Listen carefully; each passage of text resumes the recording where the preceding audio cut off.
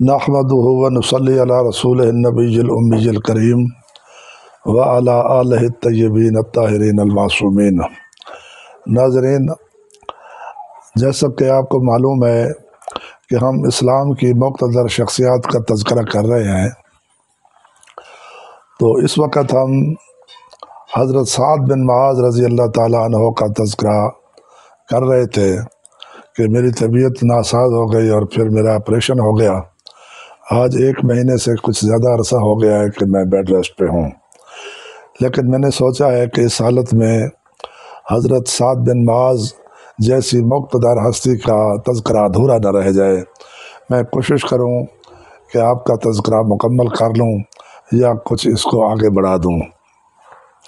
تو ہم پہنچے تھے جنگ خندق تک۔ تو جنگ خندق ہو رہی تھی اور حضرت علی علیہ السلام کے کارنامے آپ کی جنگ بیان کر رہے تھے۔ تو یہاں سے ہم حضرت سعد بن معاذ کو شروع کرتے ہیں۔ تو حضور صلی اللہ علیہ وآلہ وسلم نے یہ خندق کیونکہ 3 یا 4 کلومیٹر لمبی تھی، 300 آدمیوں کا پہرا لگایا ہوا تھا کہ وہ پوری خندق کو انہوں نے تقسیم کیا ہوا تھا اور جگہ جگہ تیر لے کے بیٹھے ہوئے تھے، تیر اور کمان۔ اور کافر کیونکہ بہت بڑی تعداد میں تھے، 10,000 یا 24,000، تو وہ اپنی پوری دن رات کوشش کر رہے تھے، 25 دن وہاں بیٹھے رہے، کوشش کر رہے تھے کہ کہیں نہ کہیں سے خندق کو پار کر لیں۔ اور وہ 8 لوگ جو خندق پار کر کے آئے ان کا تذکرہ میں پہلے کر چکا ہوں، لیکن اب سعد بن معاذ رضی اللہ تعالیٰ عنہ کا تذکرہ یہ ہے کہ حضور صلی اللہ علیہ وسلم نے سعد بن معاذ کو ان 300 مجاہدین کا سردار بنایا تھا۔ تو آپ پوری خندق میں جو تقریباً 4 میل لمبی تھی، آپ گھوڑے پہ چکر لگاتے تھے، کبھی اس کنارے پہ جاتے تھے، کبھی اس کنارے پہ جاتے تھے، پورا دن اور پوری رات اسی کوشش میں رہتے تھے کہ تیر انداز اپنی پوری ڈیوٹی پوری ہمت کے ساتھ کر سکیں۔ جا کے ان کی ہمت کو بڑھاتے تھے اور سب سے آگے آگے ہوتے تھے۔ تو وہ تیر انداز انہوں نے اپنے اپنے مورچے بنائے ہوئے تھے اور ایک فاصلے پہ بیٹھے تھے، لیکن تیر آ سکتے تھے۔ سعد بن معاذ ان سے بھی آگے خندق کے قریب بڑھ کے گھوڑے پہ چکر لگا رہے تھے، اور کبھی گھوڑے سے اتر کے نیچے پیدل چکر لگا رہے تھے، اور ادھر کفار تھے وہ بھی تیر چلا رہے تھے، اور ان کا تیر چلانے کا مقصد یہ تھا کہ یہ لوگ خندق کو چھوڑ دیں اور ہم کہیں نہ کہیں سے خندق میں مٹی پتھر ڈال کے اس کو پار کر لیں۔ لیکن مسلمان 300 بہت تھوڑے تھے، 4 میل خندق کی لمبائی بہت بڑی تھی، لیکن مجاہدین اسلام اپنی پوری تندہی سے دن رات جاگ کے حفاظت کر رہے تھے۔ یہ پورا 25 دن کا سفر تھا، اور حضرت سعد بن معاذ بالکل خندق کے قریب سے اپنے گھوڑے سے گزرتے تھے۔ بس ہوا یہ کہ 2 تیر آئے، اور ایک تیر آپ کی پڈلی میں لگ گیا اور دوسرا تیر آپ کی حلق میں لگ گیا اور شاہ رگ میں لگ گیا۔ تو آپ گھوڑے سے گر گئے۔ اب حالت یہ تھی کہ پڈلی سے بھی خون جاری تھا، چل نہیں سکتے تھے، اور شاہ رگ سے بھی خون جاری ہو گیا تھا۔ اب آپ سب جانتے ہیں کہ شاہ رگ انسان کی سب سے بڑی رگ ہوتی ہے خون کی، جو دل کا سب سے زیادہ خون کا حصہ لے کے پورے جسم کی طرف جاتی ہے اور وہ گلے سے گزرتی ہے، تو وہ کٹ چکی تھی۔ اب حضرت سعد بن معاذ بھی سمجھ گئے کہ جب شاہ رگ کٹ جائے تو زندہ رہنا مشکل ہوتا ہے۔ تو آپ نے اللہ میاں سے دعا کی، جب سارے آسرے ختم ہو جائیں تو آخری آسرا اللہ کا ہوتا ہے، اور جب تمام طاقتیں ختم ہو جائیں تو اللہ کی طاقت سب سے بڑی ہے۔ جب تمام دوائیں اور حکمتیں ختم ہو جائیں تو اللہ کی سے دعا کی جائے تو اللہ کی طاقت سب سے بڑی ہے۔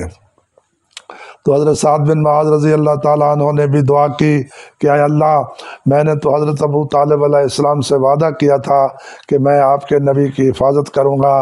اب یہ ہے کہ تیر میری شاہ رگ میں لگ گیا ہے، اور لگتا یہ ہے کہ میری زندگی صرف چند لمحے اور چند سیکنڈ باقی ہے۔ تو اگر میں اس دنیا سے چلا جاؤں تو آپ کے نبی کی حفاظت کون کرے گا؟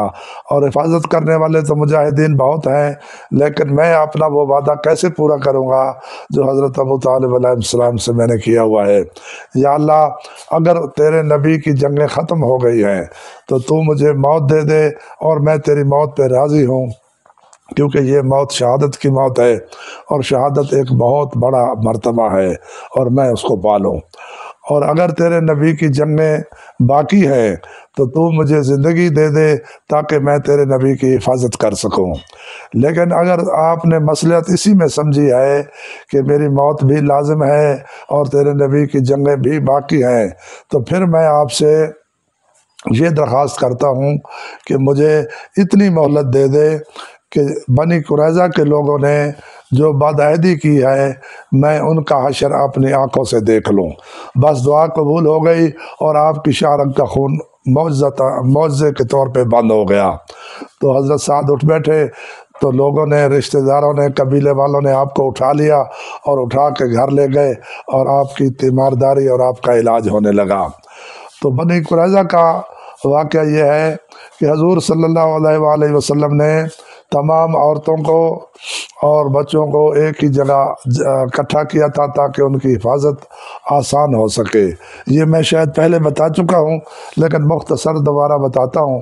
ایک بڑی کنات کپڑے کی لگائی گئی تھی، اس کے اندر تمام خواتین کو گھروں سے بلا کے رکھا گیا تھا، اور چند مجاہدین کو ان کی حفاظت پہ رکھا گیا تھا۔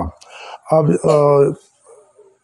یہودیوں کا سردار حای ابن اخطب، جو مرہب اور حارث کا بھی باپ تھا، اور خیبر کے یہودیوں کا وہ بڑا سردار تھا، وہ کسی طریقے سے چھپتا چھپاتا بنی قریظہ کے محلے میں پہنچ گیا اور ان کو کہا کہ اگر آپ پیچھے سے مسلمانوں پہ اور ان کی عورتوں پہ اور بچوں پہ اور فوجیوں پہ حملہ کر دیں تو ہمیں مہلت مل جائے گی، ہم خندق پار کر کے آ جائیں گے۔ انہوں نے کہا کہ پہلے 2 قبیلے بدعہدی کر چکے ہیں اور وہ سزا کے طور پہ جلا وطن ہو چکے ہیں، اب ہم امن سے رہ رہے ہیں، ہمارے ساتھ مسلمان بہت اچھا سلوک کرتے ہیں، ہمیں کسی قسم کی کوئی تکلیف نہیں ہے، آپ ہمیں مت اکسائیں، اور ہم اگر یہ کریں گے تو پھر ہمارا حشر ان سے بھی زیادہ برا ہوگا۔ تو حای ابن اخطب نے کہا کہ میں آپ سے وعدہ کرتا ہوں، میں اتنا بڑا لشکر لے کے آیا ہوں کہ اس دفعہ تو مسلمانوں کے بچنے کا کوئی چانس ہی نہیں ہے، لیکن اگر فرض کریں آپ کے خیال کے مطابق مسلمان بچ بھی گئے تو میں آپ سے وعدہ کرتا ہوں کہ جو حشر آپ کا ہوگا میرا بھی وہی ہوگا، اور یہ میں اپنی پگڑی بطور ضمانت رکھ رہا ہوں۔ اس وقت پگڑی کی اور ضمانت کی اور زبان کی بڑی ویلیو ہوتی تھی۔ تو وہ تیار ہو گئے، وہ ان کے نوجوان اٹھے اور بہت کثیر تعداد میں اٹھ کے انہوں نے حضور کے اس خیمے پہ حملہ کر دیا جس میں خواتین تھے۔ سب سے پہلے ایک یہودی خیمہ کی کنات کو، دیوار کو پار کر کے اندر داخل ہوا۔ جب اندر داخل ہوا تو اندر تمام خواتین کے اوپر سرداری حضور صلی اللہ علیہ وآلہ وسلم کی پھوپھی جان کی تھی، اور آپ کی پھوپھی جان حضرت صفیہ تھیں جو حضرت زبیر کی والدہ تھیں، حضرت زبیر رضی اللہ تعالیٰ عنہ، تو ان کی سرداری تھی۔ جب انہوں نے دیکھا کہ ایک یہودی دیوار کو پھلانگ کے اندر آ گیا ہے، وہ فوراً اٹھیں، انہوں نے خیمے کی ایک چوب اکھاڑی اور چوب یہودی کے سر میں ماری، یہودی وہیں دڑام سے گر گیا۔ آپ نے فوراً خنجر نکالا اور اس کا گلا کاٹ دیا، کاٹ کے اس کے سر کو بالوں سے پکڑا اور اٹھا کے دیوار کے باہر پھینکا۔ وہ جو کثیر تعداد میں بری نیت سے یہودی آ رہے تھے، انہوں نے جب پہلے یہودی کو سر کو دیکھا تو وہ سب کے سب گھبرا گئے۔ اللہ کا معجزہ ہوا، انہوں نے یہ سمجھا کہ اندر فوج پڑی ہوئی ہے، وہ سب کے سب بھاگ گئے۔ اب یہ ہوا کہ 25 دن کے بعد آندھی آئی، تمام ان کے برتن الٹ گئے، دیگیں الٹ گئی، سب کچھ ختم ہو گیا، گھوڑے بھاگ گئے، وہ واپس چلے گئے۔ تو اب حضور صلی اللہ علیہ وسلم نے شکر کیا اور مسلمانوں نے بھی سکھ کا سانس لیا۔ حضور صلی اللہ علیہ وسلم نے فرمایا کہ اب یہ لوگ نہیں آئیں گے، اب ہماری باری ہے، ہم جائیں گے۔ تو بہرحال یہ ہوا کہ حضور نے فوراً ہی حکم دے دیا کہ جن بنی قریظہ کے لوگوں نے وعدہ خلافی کی ہے ان کا محاصرہ کیا جائے۔ تو بنو قریظہ کا محلہ شمال مغرب کی طرف تھا، وہاں گئے، مسلمانوں نے ان کے پورے محلے کا محاصرہ کر لیا اور وہ قلعہ بند ہو گئے، ان کا چھوٹا سا قلعہ بھی بنا ہوا تھا۔ 25 دن تک محاصرہ رہا، اور 25 دن کے بعد وہ محاصرے سے تنگ آ گئے۔ انہوں نے درخواست کی حضور صلی اللہ علیہ وسلم سے کہ ہم صلح کرنا چاہتے ہیں۔ تو جو بھی شرائط ہیں تو ہم لڑائی اور جنگ نہیں چاہتے۔ تو حضور صلی اللہ علیہ وسلم نے فرمایا کہ صلح ہمیشہ جنگ سے بہتر ہوتی ہے، اب آپ بتائیں کہ آپ کس شرط پہ صلح کرنا چاہتے ہیں۔ انہوں نے یہ کہا کہ ہماری دو شرطیں ہیں۔ پہلی شرط ہماری یہ ہے کہ ہماری صلح کے لیے جو ثالث اور سرپنچ ہو، جو جج ہو، وہ سعد بن معاذ ہو، ہم حضور صلی اللہ علیہ وسلم کا فیصلہ نہیں مانتے۔ تو اب یہ ان سے غلطی ہو گئی، تو انہوں نے اپنے ہی سر پہ پیر پہ کلہاڑی ماری۔ تو دوسری شرط انہوں نے یہ لگائی کہ ہم قرآن کو اور قرآن کے فیصلوں کو اور شریعت کو اور قانون کو نہیں مانتے، ہمارا فیصلہ تورات سے ہونا چاہیے۔ تو حضور صلی اللہ علیہ وسلم نے ان کی دونوں شرطیں قبول کر لیں۔ آپ نے پیغام بھیجا، کچھ بندے بھیجے، صحابہ کرام کو بھیجا کہ جا کے حضرت سعد بن معاذ کو لے آئیں۔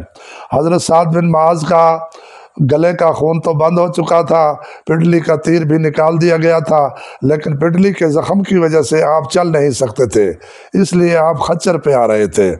تو جب یہاں آئے تو حضرت سعد نے پوچھا کہ مجھے کیوں بلایا گیا؟ تو حضور صلی اللہ علیہ وسلم نے کہا کہ معاملہ یہ ہے کہ بنو قریظہ کا محاصرہ ہے اور انہوں نے درخواست کی ہے کہ ہم صلح کرتے ہیں، اور صلح کے لیے جج آپ کو بنایا ہے اور آپ نے فیصلہ تورات سے کرنا ہے، یہ ان کی شرط ہے۔ حضرت سعد بن معاذ صرف 37 سال کے نوجوان تھے، تو لیکن تورات کے عالم تھے، تو انہوں نے قبول کر لیا۔ وہ حضرت سعد بن معاذ رضی اللہ تعالیٰ عنہ بنی قریظہ کے قلعہ کی طرف گئے، ان کے دروازے کے قریب کھڑے ہو کے آواز لگائی کہ او بنی قریظہ، میں سعد بن معاذ ہوں، آپ کے کہنے پہ اور آپ کے بلانے پہ آیا ہوں، کیا آپ نے مجھے ثالث اور جج تسلیم کیا ہے؟ انہوں نے کہا جی بالکل ہم نے کیا ہے۔ تو کیا اگر میں تورات سے فیصلہ کروں تو آپ کو قبول ہوگا؟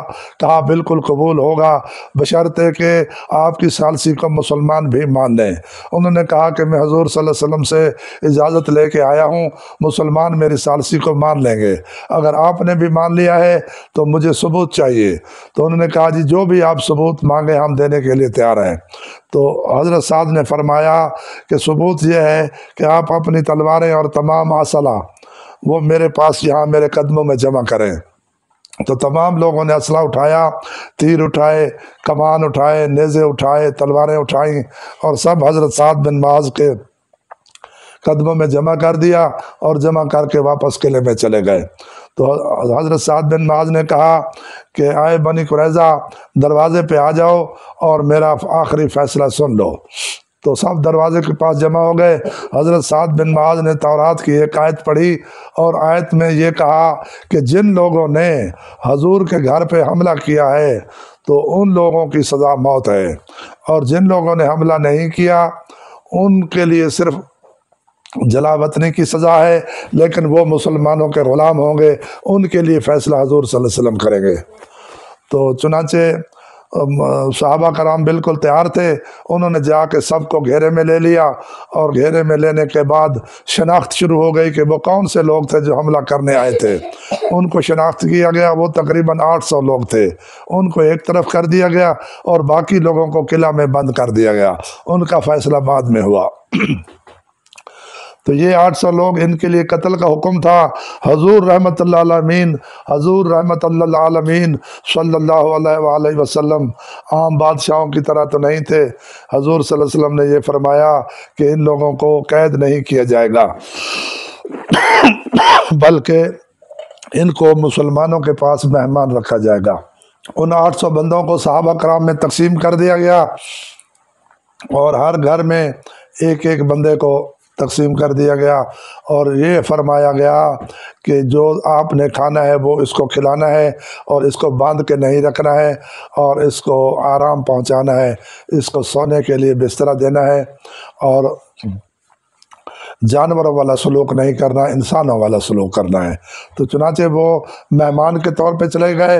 اب حکم یہ ہوا کہ دوپہر کے وقت ان کو قتل نہیں کیا جائے گا، کیونکہ جب تلوار گرم ہو جائے گی۔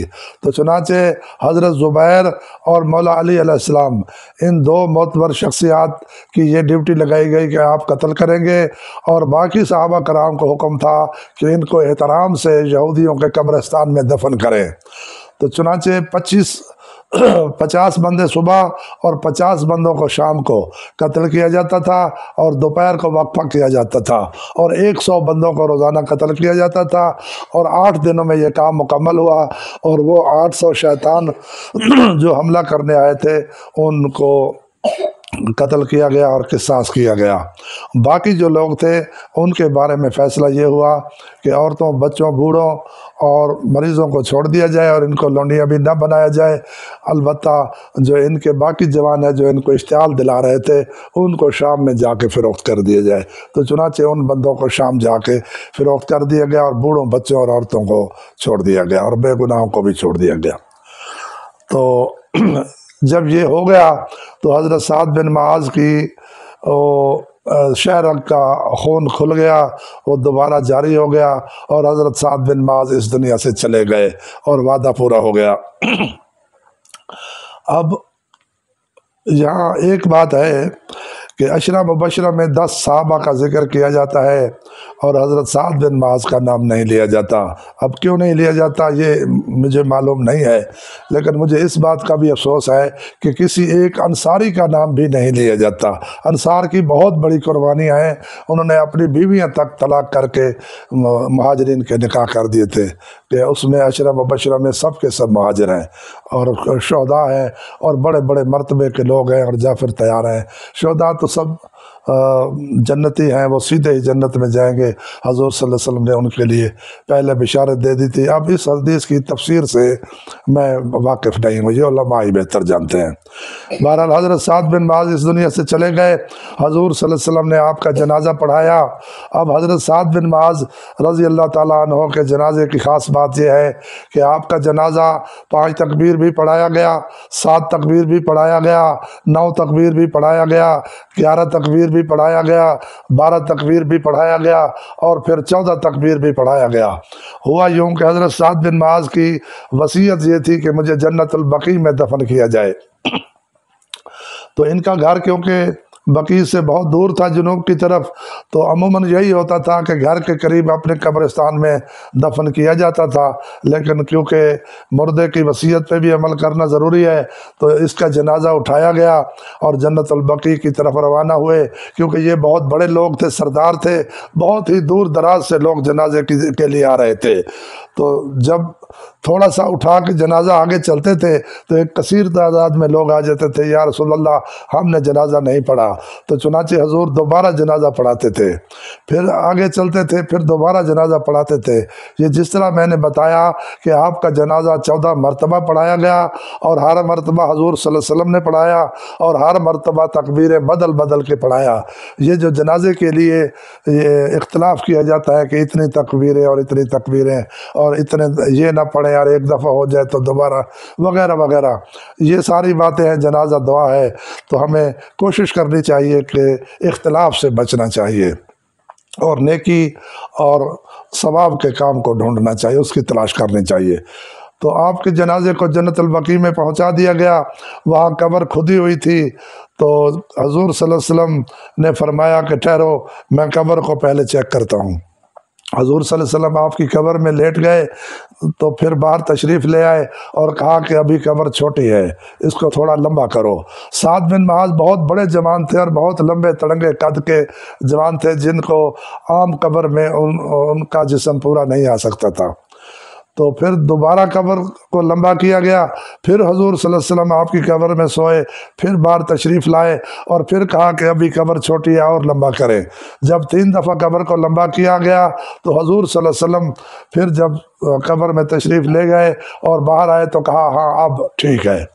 اب دوسری طرف یہ ہوا کہ جب ان کے جنازے کو اٹھایا گیا تو ان کی امی روتی ہوئی اور دھاڑے مارتی ہوئی اور چیختی ہوئی جنازے کے ساتھ ساتھ آ رہی تھیں۔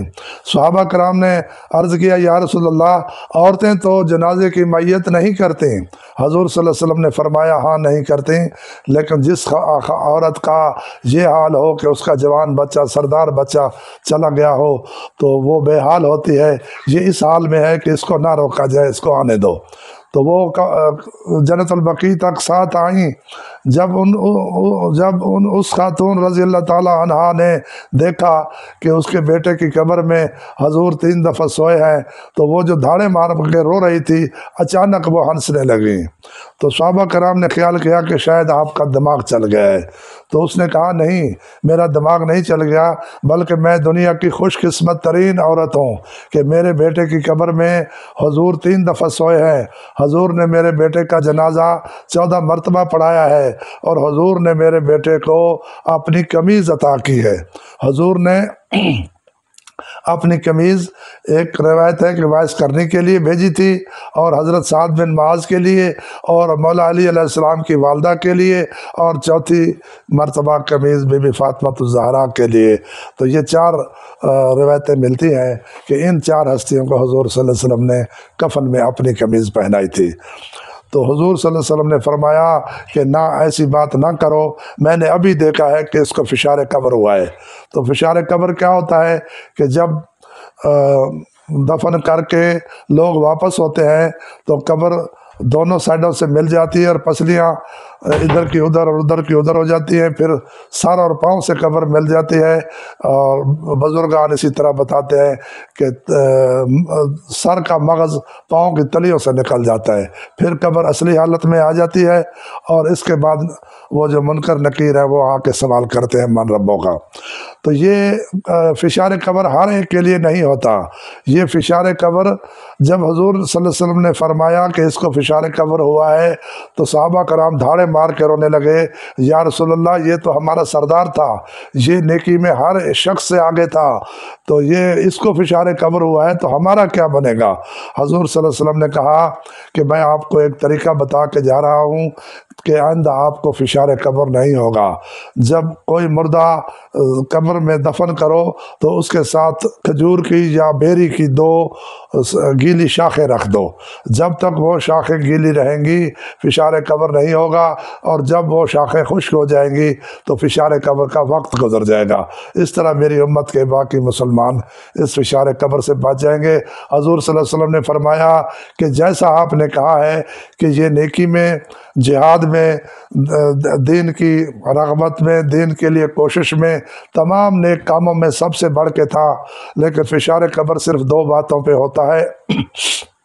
ایک یہ کہ جو پیشاب کرے اور پانی استعمال نہ کرے، یا چھینٹے اڑیں اور اس کے پاؤں پہ پڑیں اور جگہ کے لیے احتیاط نہ کرے، اور دوسرا اس کو ہوتا ہے جو گھر میں آئے تو گھر والے اس سے ڈر جائیں۔ تو یہ ایک بہت بڑا جوان تھا، مجاہد تھا، ایک ہیبت ناک انسان تھا۔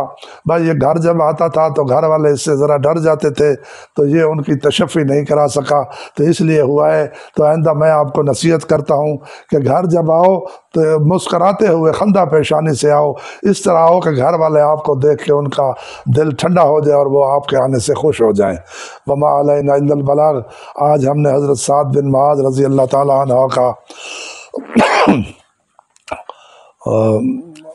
پورا کر دیا، تو انشاءاللہ ہم آئندہ کسی اور ویڈیو کے ساتھ جلدی آپ کے ساتھ حاضر ہوں گے۔ والسلام علیکم ورحمۃ اللہ وبرکاتہ۔